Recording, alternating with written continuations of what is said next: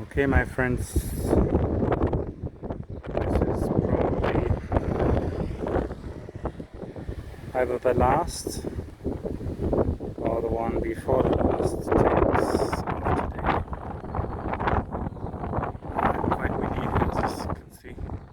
So this is a little similar to the Via Francigena. There's a village there. Well, obviously today is a bank holiday, so there might not be anything open. But even if it wasn't a bank holiday, the path, as you can see, Moselle Trail, leads you right away or around this this village. So no beer here for us. As you can see, the corn, or let's say the wheat, is growing fast.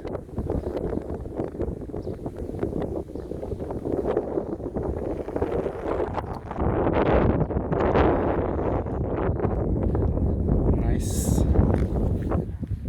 green.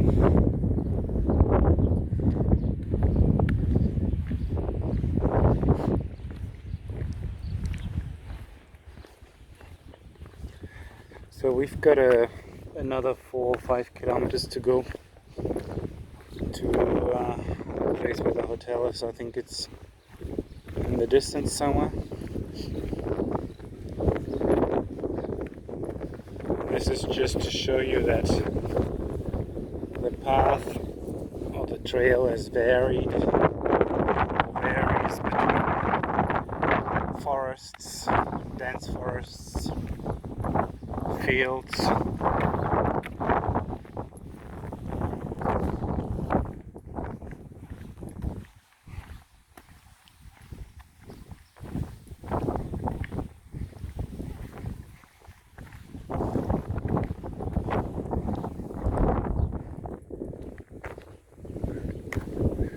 Actually, in the forest where I just came out through there was a car, an abandoned car in the forest, no number plates, and it had a police notification that the owner should do away with it. And we've got some chicken here. Some chicken. And they have a lot of bread. Old bread. And they seem to like it. Happy walking around. They have their water, they have their food. And they also can go inside, and they also have their mud, everything they need really.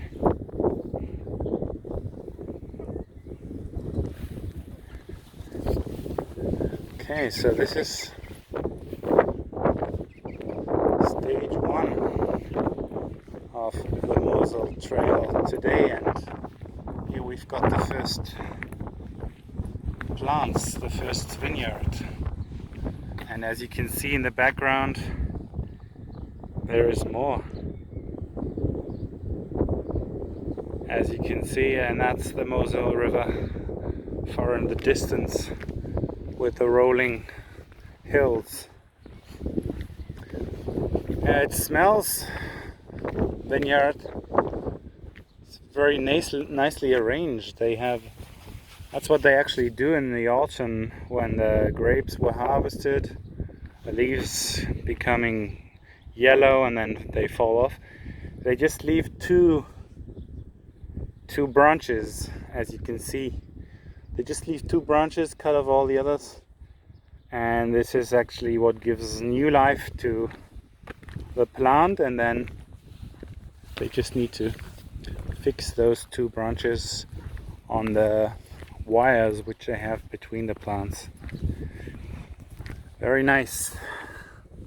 Long stretch of wine plants. Yeah, I think over there might be my village.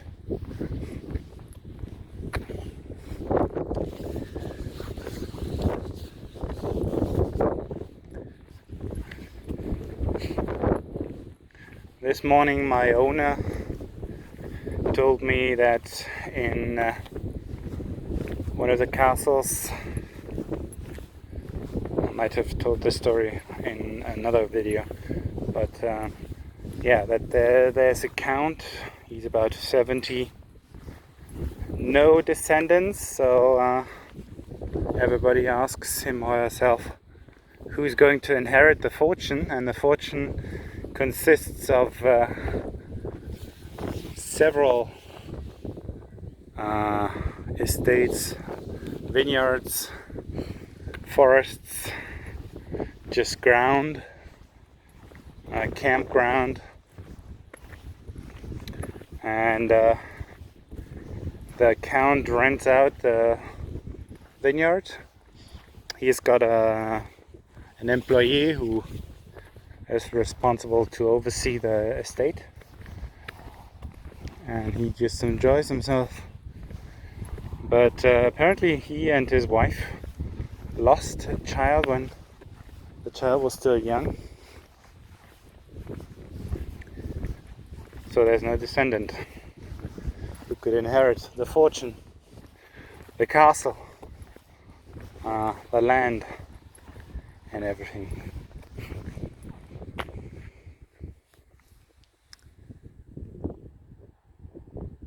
Okay, so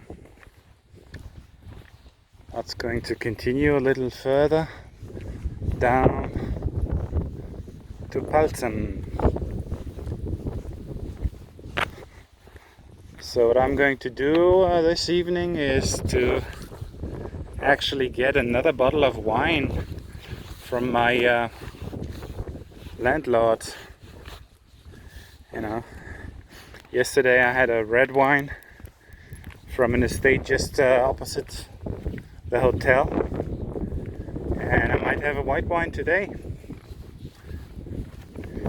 As you might have read, red wine growing was prohibited along the Moselle Valley from 1933 until 1987. And the estate just opposite the hotel, as you could see from the terrace, from the balcony, they were among the first to start growing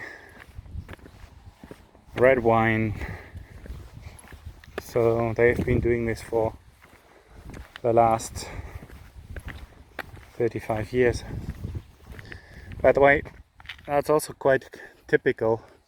Fruit growing and wine growing often go together, because usually what you need for wine growing is warm weather, mild winters, nice sunshine in the summer, nice hot summers.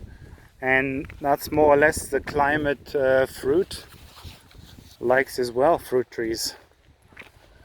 So we often have apple trees or peaches or plums or any fruit really in between the wines, although the vineyard. You've got the vineyard over there, you've got the fruit trees, and another vineyard, younger ones, which they just grow, which they I don't know, maybe 5 years, or not even that. I think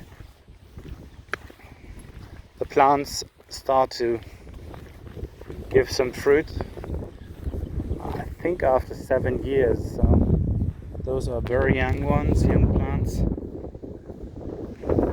maybe, I don't know, 7-8 years. And then you've got some older ones right next to them. A nice chapel over there.